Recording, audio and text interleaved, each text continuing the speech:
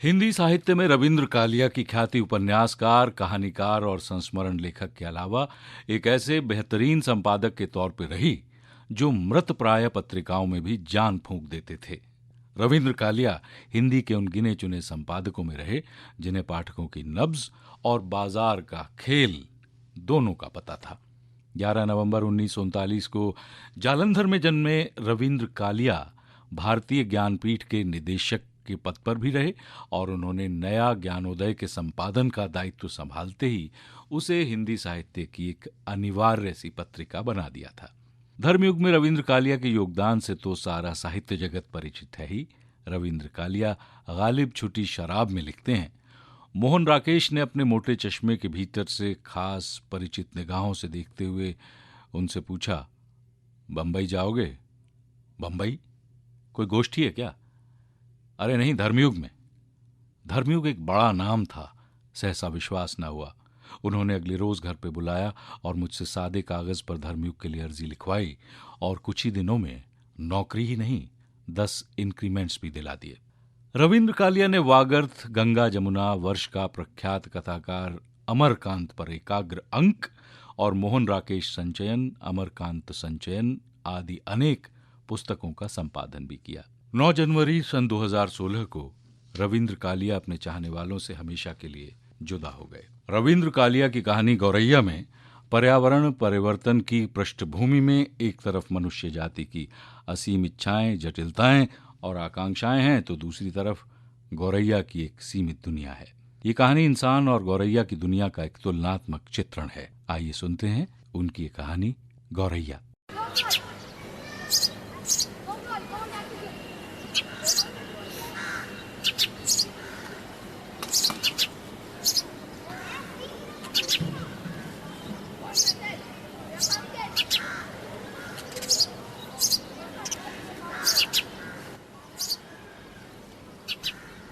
वो जेठ की एक उजली दोपहरी थी। पत्ता तक न हिलता था। लू के थपेड़े घने पेड़ों के बावजूद बदन पे आग की लपटों की तरह लपलपा रहे थे। इस खौफनाक मौसम में बस एक ही राहत थी, गौरैया की मधुर आवाज।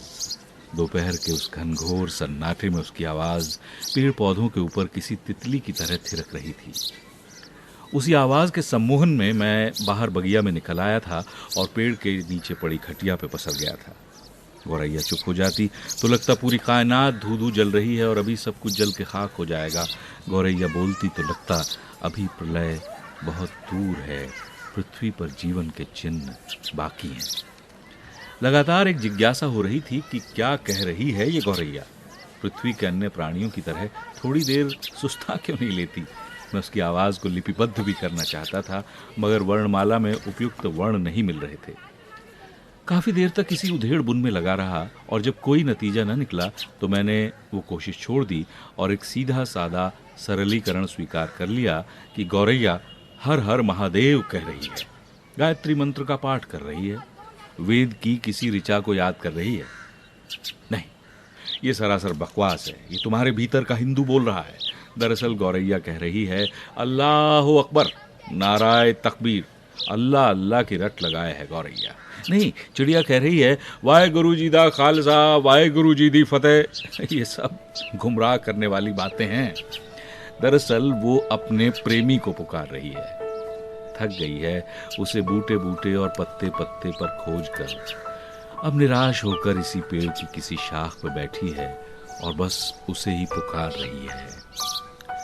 मालूम नहीं कुछ खाया या नहीं, कहीं भूखी तो नहीं है ये गौरैया, कहीं आरक्षण के सवाल पे अनशन पे तो नहीं बैठ गई। जानना जरूरी है कि कहीं आत्महत्या का निश्चय तो नहीं कर बैठी है।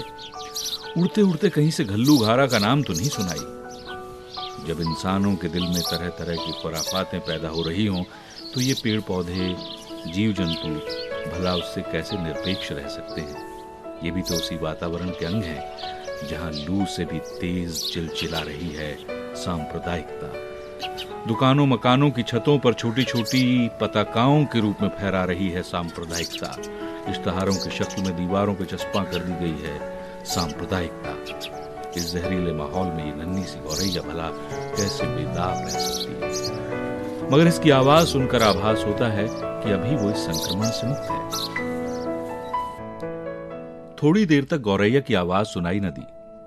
अचानक मेरी नजर खपरेल पे गई तो क्या देखता हूं, गौरैया खपरेल के नीचे बल्ली पे बैठी है।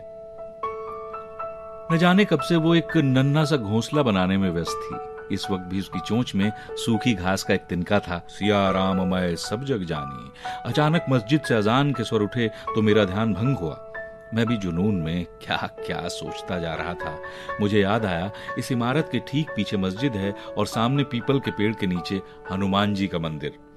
इस वक्त जहां मैं बैठा था वहां से सामने देखने पर मंदिर का कलश और पीछे देखने पर मस्जिद का गुंबद दिखाई देता है। अगर मैं पूरब की तरह मुंह करके बैठ जाऊं तो कह सकता हूं बाएं मंदिर है, दाएं मस्जिद, बीच में मेरा घर है। गौरैया ने भी बहुत समझदारी का परिचय देते हुए ठीक मंदिर और मस्जिद के बीच अपने नीड़ के लिए स्थान चुना था। वरना कौन रोक सकता था इसे मंदिर के किसी झरोखे या मस्जिद के किसी वातायन में अपने लिए 6 इंच जगह का जुगाड़ करने से। मगर नहीं, गौरैया धर्म के पचड़े में नहीं पड़ना चाहती। मैं देर तक उसे नीड़ निर्माण के कार्य में संलग्न देखता रहा। वो तिनके खोज के लौटती, कुछ देर सुस्ताती, 2-1 बार अपनी कोयल जैसी सुरीली कूक से सन्नाटा तोड़ ईंट गारे की तलाश में फिर गायब हो जाती। क्यों बना रही है वो अपने लिए एक सुंदर नीड़? अभी तक कहाँ रह रही थी वो? अपने सुहाग की सेज तैयार कर रही है या फिर प्रसूति गृह का निर्माण? इसी तरह के कई सवाल मेरे मन में उठ रहे थे। अगले दिन सुबह देखा उसका घोंसला बनकर तैयार था। अब वो बाकायदा इस घर की सदस्य हो गई थी। अब उसका पता भी वही था जो मेरा पता है। वो बेखटके अपने प्रेमी से पत्राचार कर सकती थी, अपना राशन कार्ड बनवा सकती थी, अपना वोट बनवा सकती थी अथवा पहचान पत्र भी। कुछ ही दिनों में मेरी उससे अच्छी खासी दोस्ती हो गई। एक दिन तो रोशनदान पे आ बैठी और मुझे जवाब तलब कर लिया, आज बाहर क्यों नहीं आए? मेरे सामने बैठकर सिगरेट क्यों नहीं फूके?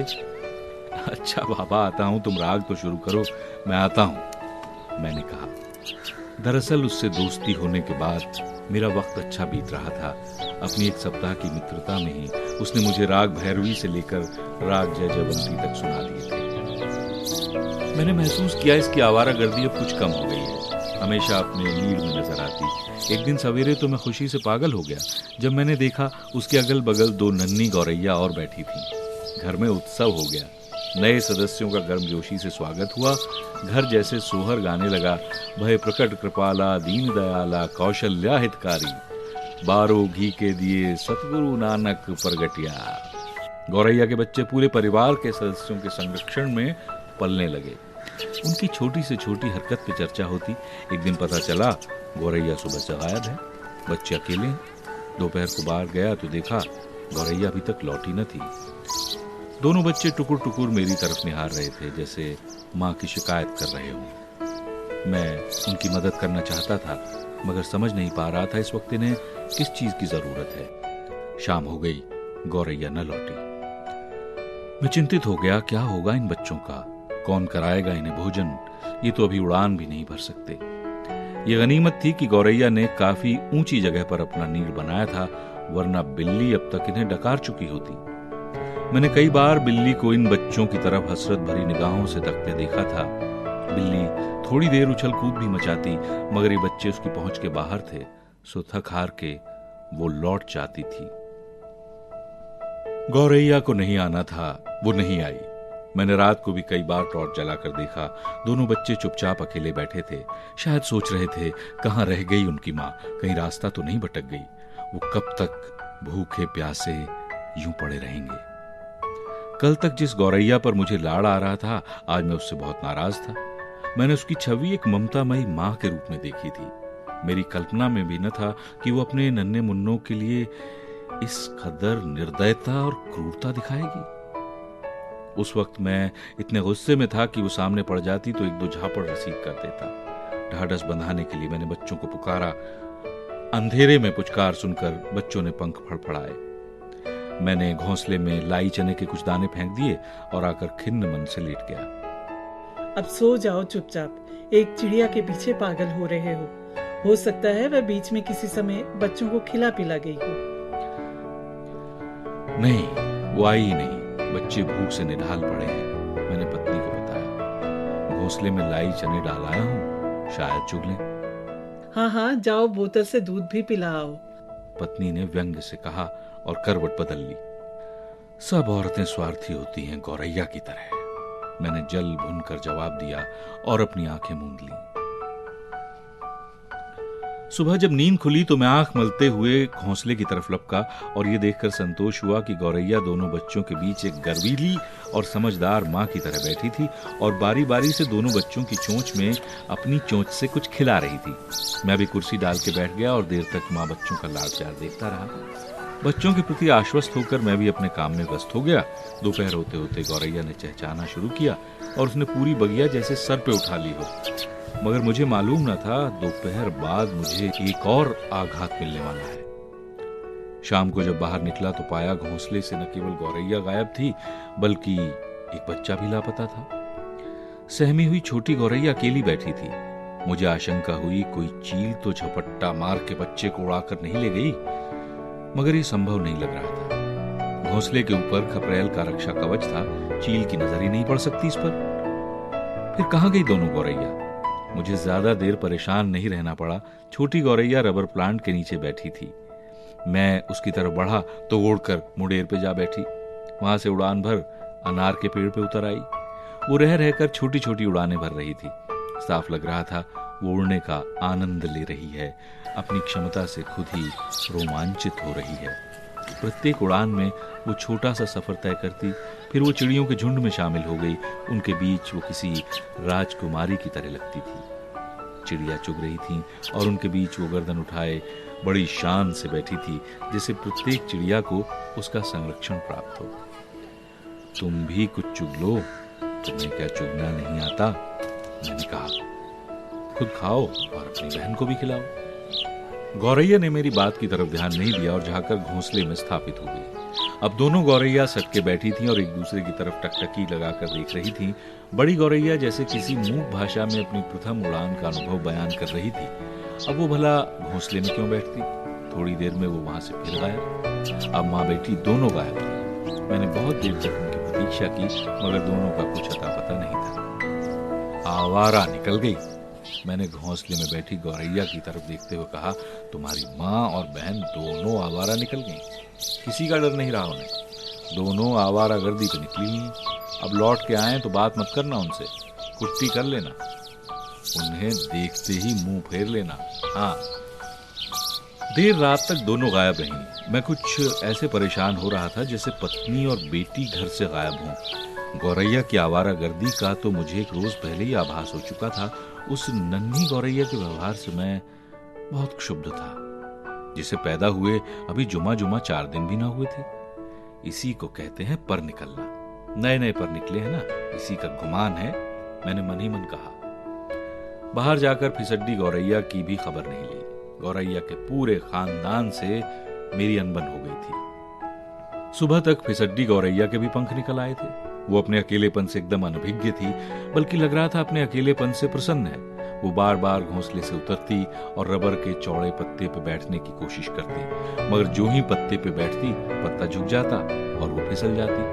हर बार वो गिरते गिरते रह जाती। कुछ देर घोंसले में विश्राम करती और दोबारा इसी खेल में लग जाती। मूर्खा, पत्ते पर नहीं डाल पे बैठो, मैंने उससे कहा। उसने मेरा परामर्श नहीं माना और फिसलने का अपना खेल जारी रखा। दोपहर तक वो गमलों के बीच फुदकने लगी। लगता है इसके भी पर निकल आए हैं, मैंने कहा। वो जिस प्रकार निश्चिंतता पूर्वक नीचे गमलों के बीच चहलकदमी कर रही थी, मुझे लगा इसे बिल्ली का शिकार बनते देर न लगेगी। मैं देर तक उसकी रखवाली करता रहा। न उसे अपनी चिंता थी, न माँ बहन को उसकी चिंता। इन चिड़ियों को मुफ्त का चौकीदार जो मिल गया था। मैं बुदबुदाया। जब तक वो घोंसले में नहीं लौट आई, मैं बगिया में बैठा रहा। मनी मन मैंने तय कर लिया, इन चिड़ियों पर मैं और समय नष्ट नहीं करूंगा। नादानी और बेवफाई इनकी रग रग में भरी है। पहले ही अपनी आवाज से रिझाती हैं, हरकतों से सम्मोहित करती हैं, उसके बाद निकलते ही बेवफाई पे आमादा हो जाती हैं। मैंने तय किया, आज दोपहर को मैं बाहर नहीं जाऊंगा। शाम को हस्बे मामूल जब मैं निकला तो देखा घोंसला खाली पड़ा था। उसमें चिरई का पूत भी नहीं था। मैंने तमाम पेड़ पौधों पे नजर दौड़ाई, पत्ता बूटा बूटा छान मारा। गौरैया परिवार का नामो निशान नहीं था। मुझे ज्यादा आघात नहीं लगा, क्योंकि मैं मानसिक रूप से अपने को तैयार कर चुका था कि ये अंतिम गौरैया भी मुझे धता बताकर गायब होने वाली है। मैंने राहत की सांस ली और फूलों पे मंडराती तितलियों का नृत्य देखने लगा। बीच बीच में मैं गमलों के बीच भी निगाह दौड़ा लेता कि कहीं कोई गौरैया मुझसे लुका छिपी न खेल रही हो। थोड़ी देर बाद मेरी दृष्टि मंदिर के कलश पे पड़ी तो मैं देखता रह गया। गौरैया का पूरा परिवार वहां बैठा था, निर्द्वंद्व, निश्चिंत, प्रसन्न। थोड़ी थोड़ी देर में उनकी चोंच से चोंच मिलती और अलग हो जाती। उनकी आजादी से मुझे ईर्ष्या हो रही थी। तीनों खूब मौज मस्ती में वहां बैठी पिकनिक मनाती रहीं। पत्नी पास से गुजरी तो मैंने उसे रोक लिया। वो देखो, छोटा परिवार सुखी परिवार, तीनों आजाद पंछी की तरह इत्मीनान से मंदिर के कलश पे बैठी हैं। कितना अच्छा लग रहा है तीनों को एक साथ देखकर। जानती हो मंदिर के कलश पे क्यों बैठी हैं? क्यों बैठी हैं? क्योंकि इन्होंने एक हिंदू के घर में जन्म लिया। कुछ संस्कार जन्मजात होते हैं और यह कारण नहीं है कि विश्राम के लिए इन्होंने मंदिर को चुना है। फितूर भर लिया है तुमने अपने दिमाग में। पत्नी बिफर गई। अभी थोड़ी देर पहले मैंने देखा था तीनों मस्जिद के गुंबद पे बैठी थी। अजान के स्वर उठे तो मंदिर पे जा बैठी। लाउड स्पीकर का कमाल है ये। हाँ, अब मैं निरुत्तर हो गया। मंदिर में आरती शुरू हुई तो तीनों अलग अलग दिशा में उड़ गईं।